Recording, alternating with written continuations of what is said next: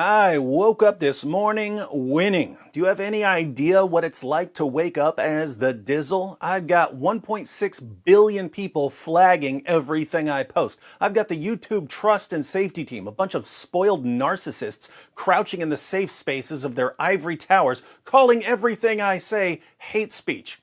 Every day when I log on to YouTube, I wonder if this is the day they'll finally ban me because they do that sort of thing. And yet, just keep winning. I don't know if I'll be winning tomorrow, but today I'm winning. A few weeks ago, I posted a video titled Secrets of the Quran featuring Sheikh Dr. Yasir Qadhi.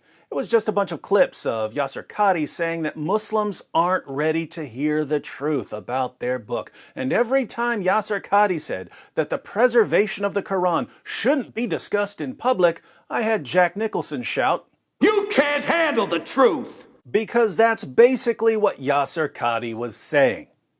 In response, Yasir Qadhi filed a false copyright complaint to YouTube.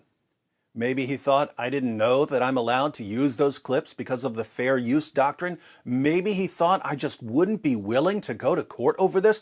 Whatever the reason, Yasir Qadhi filed a false copyright complaint claiming that I was illegally using his footage.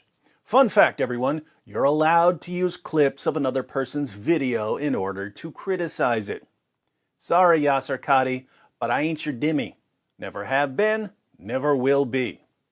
Now, Yasir Qadhi is a scholar. He knows about fair use. Scholars rely on fair use whenever they quote someone else's work. But he filed a false copyright complaint anyway. Why? Well, this is a guy who will go to one group and say, So the Caliph Uthman standardized the copies of the Quran, and therefore from his time up until our time there has never been two copies of the Quran that are different even in one letter or one word, and this is because of the far-sightedness of the Caliph Uthman.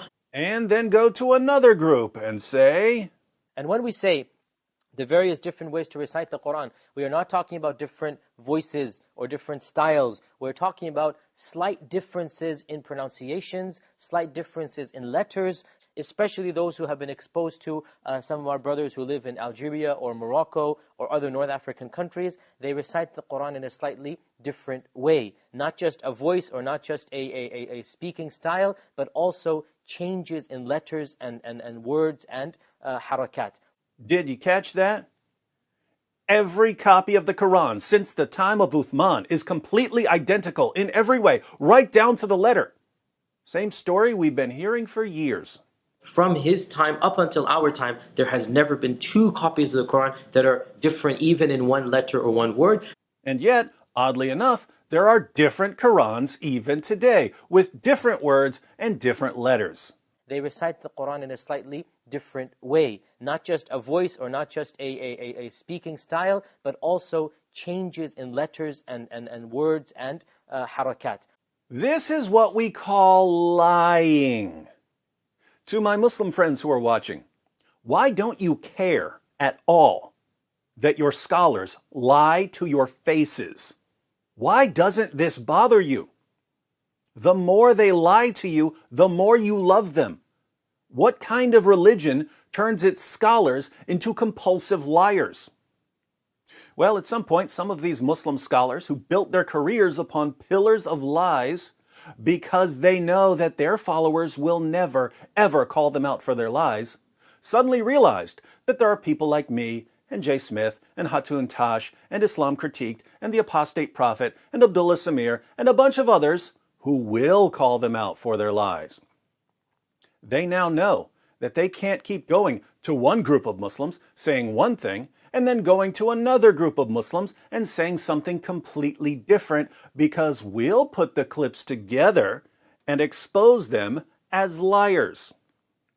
So, Sheikh Yasir Qadhi decided that he just won't talk about the preservation of the Quran in public anymore because he knows that anything he says will contradict other things that he said and will be used to expose his lies.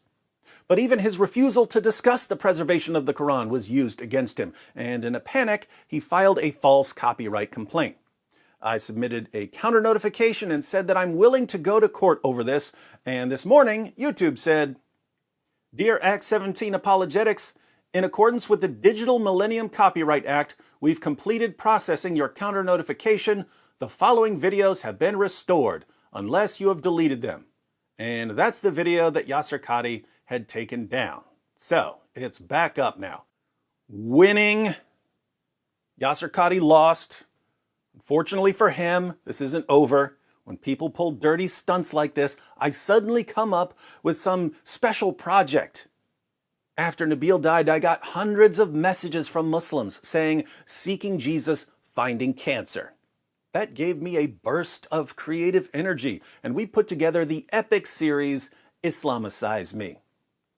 For my debate with Muhammad Hijab, Muslims made me agree to a bunch of rules, which they then violated over and over and over again during the debate. No problem. It gave me a burst of creative energy, and that's when Muhammad's Boom Boom Room was born. They get dirty, I take it out on their prophet.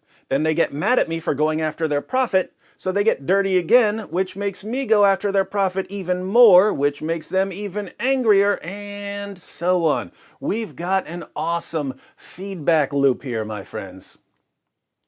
What sort of savage mockery awaits Yasir Qadhi's fake prophet? I think we might need to call Chris Hansen for an episode of To Catch a Prophet.